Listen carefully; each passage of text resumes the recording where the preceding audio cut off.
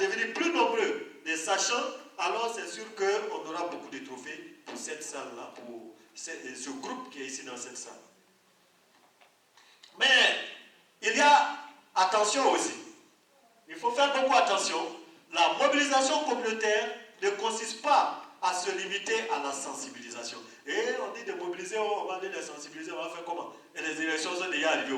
Et puis on arrive, chers amis jeunes, soyons des activistes de la paix. Soyons, et puis vous levez, vous êtes partis, on a déjà sensibilisé ceux de là-bas.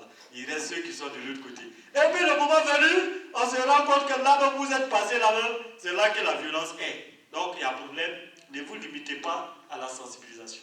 Il ne faut pas se limiter au renforcement des capacités. Vous êtes venu renforcer vos capacités, ce n'est pas suffisant. Allez-y sur le terrain, mettez en application. Travaillez avec un seul secteur, un seul groupe, les membres d'un seul sexe. Entreprendre des actions dictées par les circonstances ou sporadiques. Ce qui est bien avec la FEMAGESI, c'est que quand on vous demande, Aminata dit qu'elle est des Aïesek. Tout le monde n'est pas des Aïesek. Vous allez voir que chacun va dire, je suis des scouts catholiques, je suis ici de la communauté, l'AGEC, etc. Et ça c'est bon, parce qu'on se rend compte qu'au niveau de la FEMAGESI, vous avez commencé déjà à appliquer cette maxime. Et c'est sûr que chacun va recevoir. Si c'est une pluie de bénédiction, chacun va avoir un peu dedans quand même. Entreprendre une série d'activités ponctuelles, non. Il ne s'agit pas de dire, comme les élections sont arrivées là, alors rapidement on va faire ça. Si on fait ça, les hommes politiques vont nous voir. Si on fait ça sur l'heure, non. Ce n'est pas le match-fou qui compte. Travailler sur le temps, travailler sur la durée, travailler sur la distance, travailler sur l'espace. Et c'est en cela que quand vous allez tourner, vous allez voir vos traces. Mais, comme le moment est arrivé là, allons-y. On dit chaque année, c'est quand il y a élection là pour vous, on vous voit. On dit, vous êtes revenu encore, mon cher, on va faire comment? C'est déjà arrivé, le moment est arrivé. Donc, quand vous allez vous comporter comme ça, on va dire vous êtes là comme des pluies de saison sèche. Ne ressemblez pas à des pluies de saison sèche. D'accord? Voilà.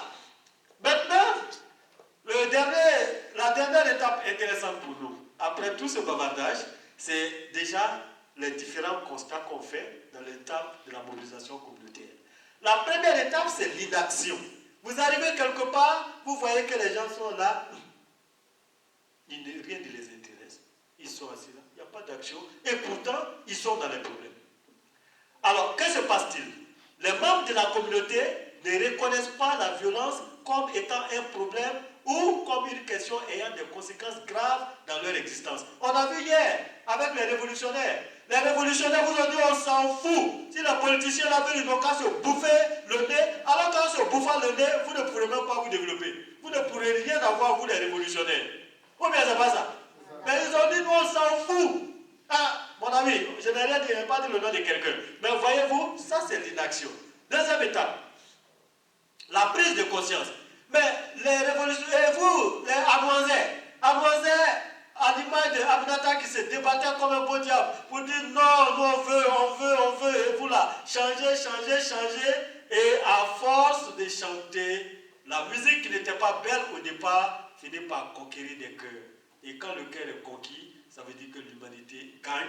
Alors, donc, la prise de conscience va venir. Les révolutionnaires ont compris que Aminata n'a pas prêché dans le désert avec son binôme. Alors, avec humilité, on reconnaît nos faiblesses. Et donc, on arrive là, les membres de la communauté commencent à considérer que la violence à l'égard de tel ou tel membre de leur communauté a des répercussions sur leur existence eux-mêmes.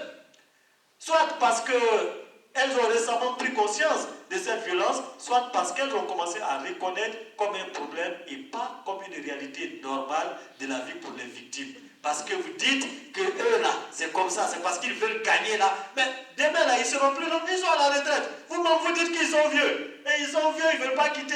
Donc vous aussi, on s'en fout. Demain là, c'est pour vous.